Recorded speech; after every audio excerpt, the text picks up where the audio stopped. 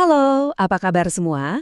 Kali ini kita bakal ngobrolin soal gimana caranya mengubah tumpukan data perawatan yang kelihatannya rumit jadi aksi perbaikan yang jelas dan terukur. Yuk, langsung kita mulai aja. Pernah nggak sih ngerasa frustrasi? Aduh, kenapa lagi sih pas alat berat andalan kita mogok justru di saat-saat paling penting? Ini masalah yang kayaknya dialami banyak orang. Tapi tenang, solusinya ternyata lebih dekat dari yang kita bayangin loh. Ini tuh ibaratnya kayak dokter yang lagi periksa pasien. Kita nggak bisa dong asal-asalan ngasih obat kalau nggak tahu tanda-tanda vitalnya. Nah, sama, kunci buat nyetop masalah kerusakan yang berulang-ulang ini sebetulnya tersembunyi di dalam data yang kita punya. Ini prinsip yang paling dasar kan, sesuatu yang bisa kita ukur, pasti bisa kita kelola. Oke, sekarang kita masuk ke bagian pertama solusinya. Kita bakal kupas tuntas kekuatan dari indikator kinerja utama atau yang lebih sering kita sebut KPI. Coba deh bayangin, KPI itu kayak rapor kesehatan buat mesin-mesin kita. Angka-angka ini tuh jujur banget loh. Mereka bakal nunjukin dengan jelas mana bagian yang sehat walafiat dan mana yang lagi sakit dan butuh perhatian ekstra secepatnya. Sip, sekarang yuk kita coba bangun dashboardnya. Kita bakal lihat metrik-metrik penting apa aja sih yang wajib dipantau biar kita dapat gambaran yang utuh soal kondisi kesehatan peralatan kita. Oke, grup pertama ini fokusnya ke andalan dan performa.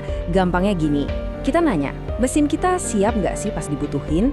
Terus kira-kira berapa lama dia bisa kerja non-stop sebelum akhirnya rewel lagi?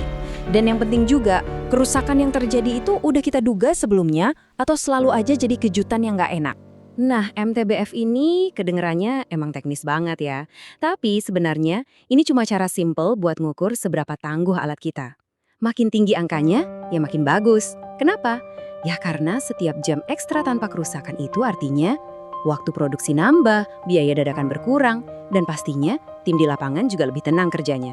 Lanjut, kita ngintip dari sisi dompet dan efisiensi nih.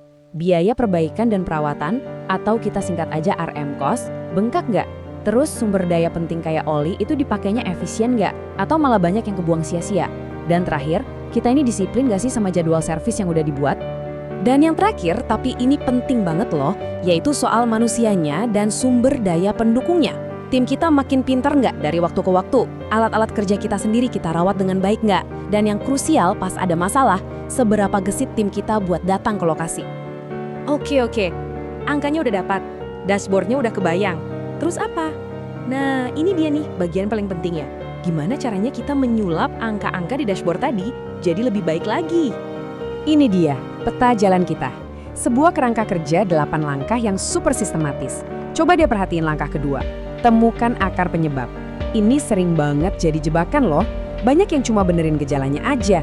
Kayak nambal ban bocor terus-terusan tanpa nyari pakunya.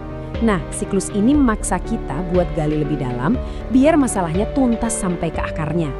Yuk, sekarang kita bedah bagian paling krusial dari siklus ini, yaitu gimana caranya bikin rencana aksi yang pintar, efektif, dan yang paling penting bener-bener dijalankan, bukan cuma jadi dokumen yang nganggur di laci.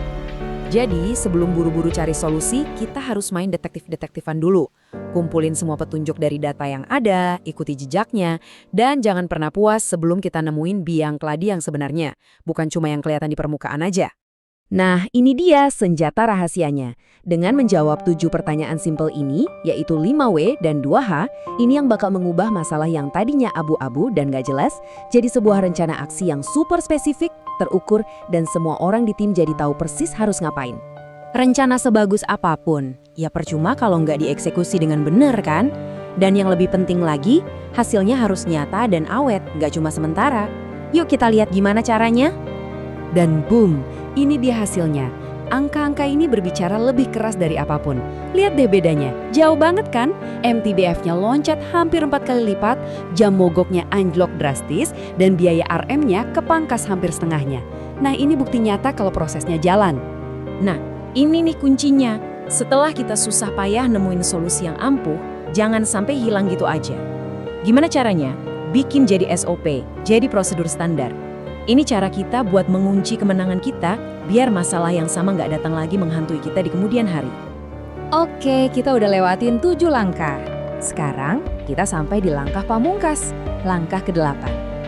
Langkah ini unik, karena ini adalah langkah terakhir, tapi sekaligus jadi awal dari siklus yang baru. Ingat ya, ini bukan proyek yang sekali selesai terus udah. Ini tuh siklus, muter terus.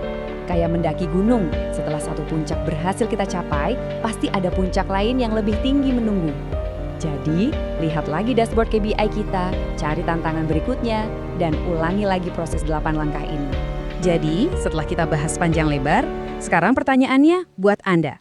Coba deh, lihat lagi dashboard Anda, lihat lagi data-data Anda.